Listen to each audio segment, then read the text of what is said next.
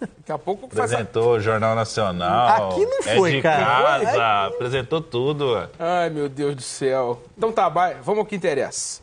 Acabou a novela, Michael foi anunciado no Flamengo. Tá aí, ó. E a gente preparou uma série, tá aí o tweet do... É o tweet, né? Do Goiás. É que o Goiás entregou, né? Foi o primeiro a anunciar. Furou o Flamengo? Continue cativando os fãs do verdadeiro futebol brasileiro com sua humildade e criatividade. Post-scriptum. Volta logo, beleza? Tá lá, ó. Obrigado, Michael. Goiás agradecendo a passagem do jogador que foi a revelação do campeonato de 2019. Depois de flertar com o Corinthians, fechou com o Flamengo. O prazo era hoje até meio-dia, né? Tinha isso, um deadline aí, já estava tudo certo entre os clubes, faltava acertar com o empresário. Fim da novela. A gente sabe que não existe isso, né? O deadline. Enfim, só pra botar uma pressão, né? Vamos resolver a parada. Se existisse aí, mesmo, né? ele não teria fechado às 2h15 da tarde, 3h40. Teria fechado. O deadline já estava morto, né? O deadline já estava...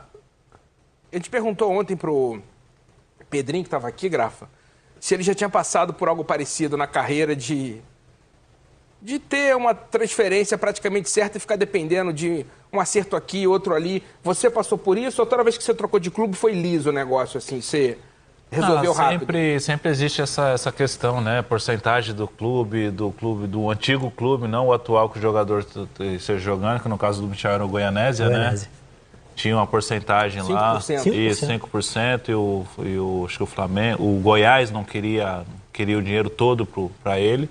Mas existe, isso daí existe. Já não passei por esse episódio, mas isso aí existe em quase 80% das negociações que existem no futebol brasileiro hoje. Muito bem. E ontem a gente também falou aqui que talvez, para jogar mais minutos, o Michel devesse ter ido para o Corinthians, que no Flamengo a concorrência é grande. O que você acha?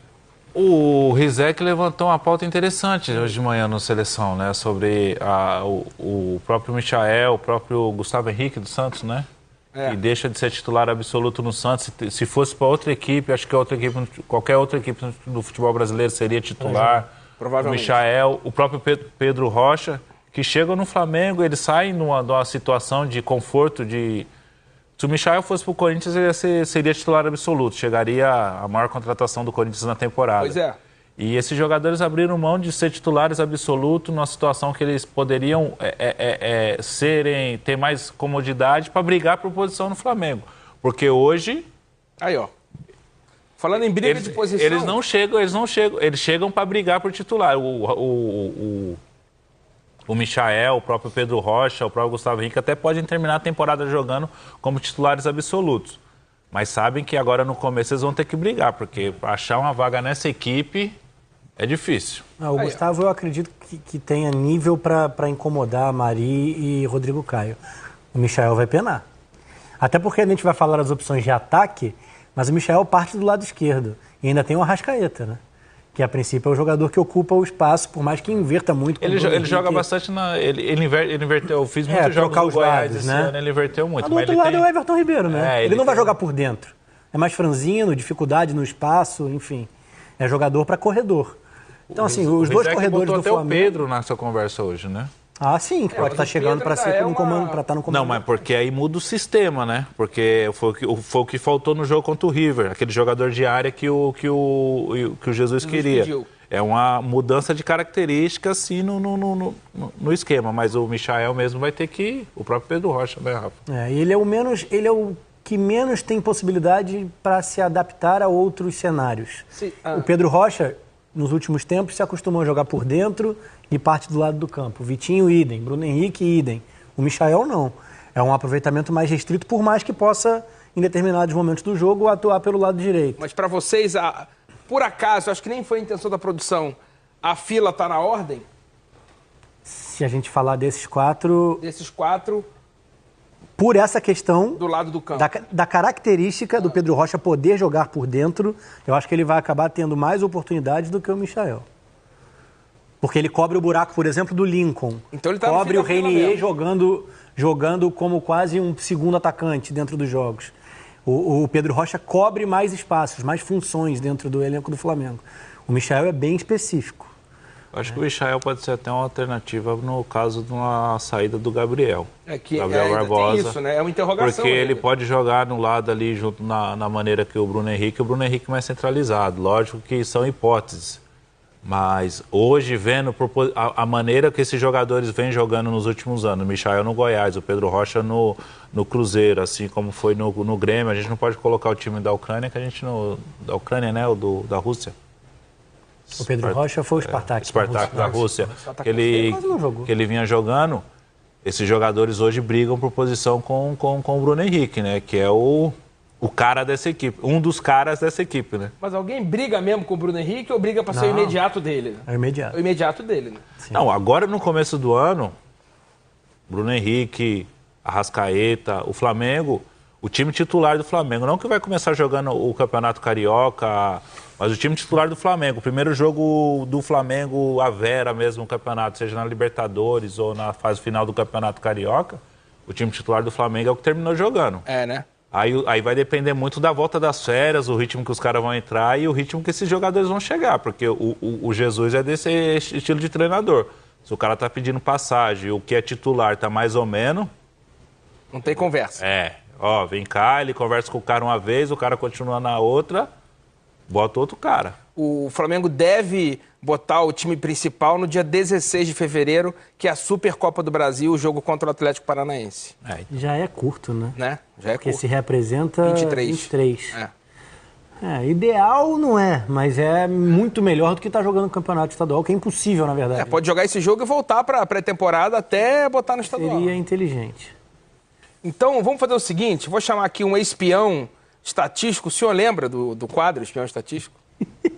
Há tanto tempo que você não aparece aqui, né? Esse aqui é o Troca de Passes, programa que começa às 11h30 da noite. Antigamente era você, Ana e o Thiago Maranhão, agora somos nós três. Eu, você e Rafa. O senhor lembra? No caso hoje, né? Porque, pelo visto, tem tempo que você não pisa aqui, né? Espião estatístico analisando os números do Michael em 2019, para refrescar a cabeça do Grafa. Roda aí.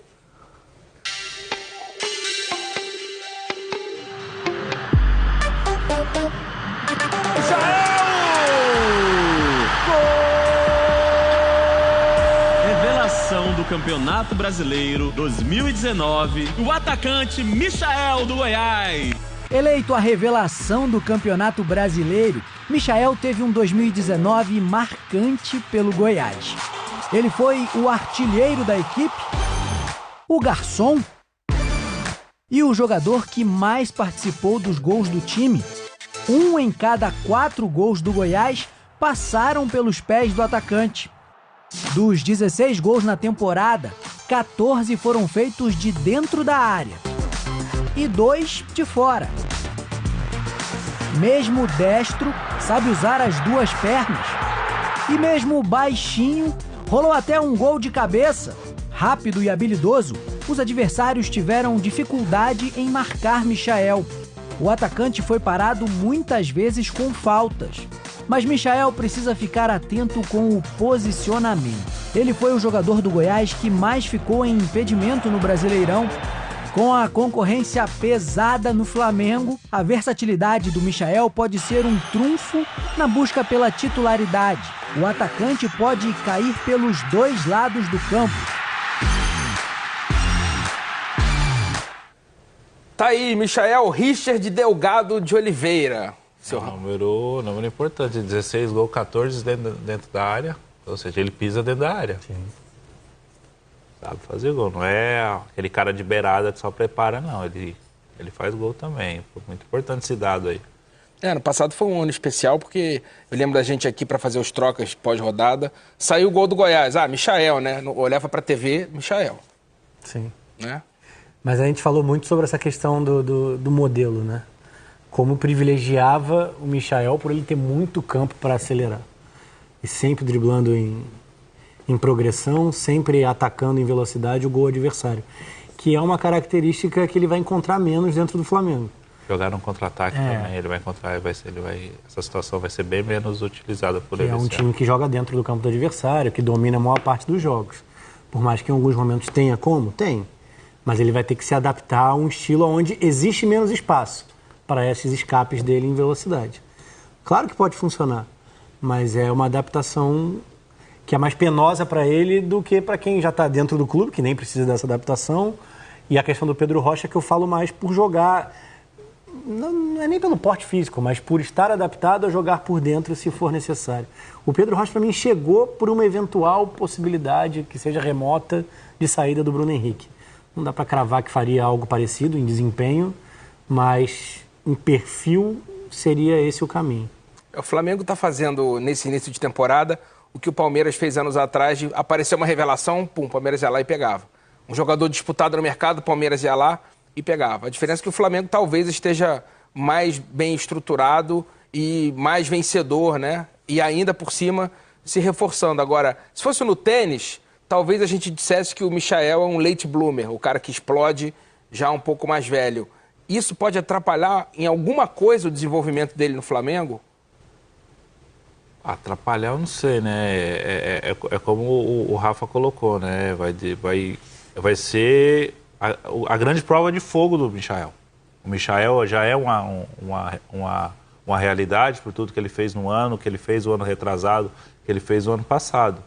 Só que agora é o Flamengo, é o maior clube do Brasil no momento, situações diferentes que ele vai encontrar, não vai ter essa situação de jogar sempre no contra-ataque, sempre no espaço, sempre aquelas bolas longas que ele recebia nas costas dos laterais. Agora é outra situação, já ele vai ter que se reinventar no Flamengo.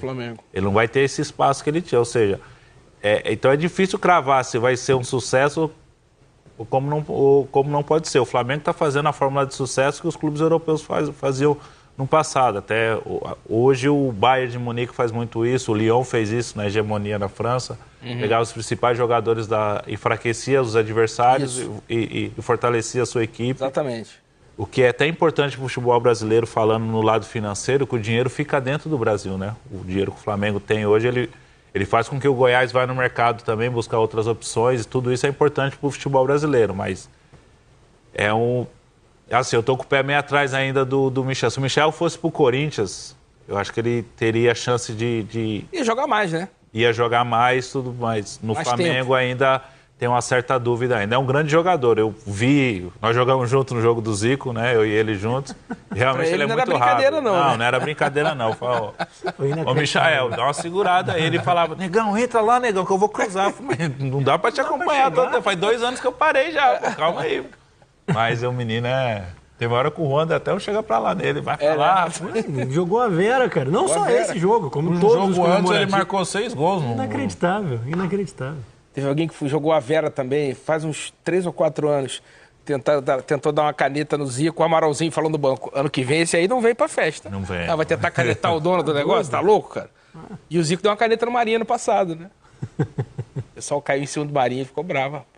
Pô, é o Zico, pô. O que tem que tomar uma caneta do Zico? Me deixa, pô. Vai ter 65 anos, mas é o Zico, pô. Boa demais. Vamos ver o Michael dando um depoimento à TV Goiás, que é bem bacana. Roda aí. Aqui eu fiz uma tatuagem, que é eu com a bola e um leão nas costas, com o desenho do cabelo, que saí de Pochorel e vim para Goiânia. E tinha sonho de jogar em grandes estádios, como eu joguei na Série A agora, e ganhar troféu. E graças a Deus, joguei em grandes estádios e fui premiado como revelação. E hoje, saio de Goiânia e vou viajar para o mundo. O ser humano, quando ele é a pessoa mais grata, isso não é só no futebol não, isso na vida. Ele é um cara mais feliz. Você saber valorizar o microfone, as pessoas que estão gravando, a oportunidade que cada um te dá e a confiança que cada um deposita em você, isso gera uma felicidade. Mas essa felicidade ela tem que vir junto com a gratidão. Saber valorizar, saber agradecer e saber que aquela pessoa que confia em você, ela merece um carinho especial. Michael. Tem que vir com manual de instrução a tatuagem dele, né? Vai daqui pra lá, de lá pra cá. Tem que andar com uma... Mas é legal quando tem significado, né? Não, Grafa, explica todas as tatuagens que você tem aí até o final do programa. As minhas, a grande maioria tem. Minhas filhas, os anjos, eu tenho muita tatuagem religiosa, né? Mas a dele é interessante, porque Conta a história, né? O avião, tem o campo de futebol, tem o gol, tem a cidade Goiânia, tem a cidade Pochorel. Pochorel. Legal. Eu acho legal... A tatuagem na coxa dói. E dá um lance de coxa ainda pra mostrar, né? Levanta o short, dá uma sensualizada. Eu acho legal porque o Michael foge um pouco do que é o padrão jogador profissional hoje.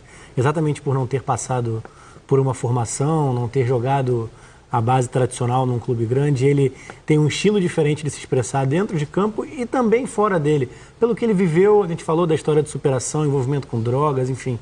Então é mais espontâneo hoje ainda. É ele mesmo, né? Ele é natural. Tava bem solto na natural. entrevista ele. E isso é legal, assim.